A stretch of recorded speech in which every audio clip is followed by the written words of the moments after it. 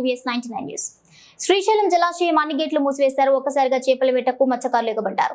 చిన్న చిన్న బుట్టలు వేసుకుని నదిపై గుంపులుగా చేపల వేటకు వస్తున్న వారిని చూసి మంత్రముగ్ధులవుతున్నారు యాత్రికులు. గత కొన్ని రోజులుగా భారీగా వరద ప్రవాహం రావడంతో జలాశయం గేట్లు ఎత్తి నీటిని కిందకు వదిలారు అధికారులు. ప్రవాహం అధికంగా ఉండటంతో చేపల వేటకు వెళ్లవద్దని హెచ్చరించిన అధికారులు ఇప్పుడు గేట్లన్నీ మూసివేయడంతో ఒక్కసారిగా చేపల వేటకు బయలుదేరారు మత్స్యకారులు.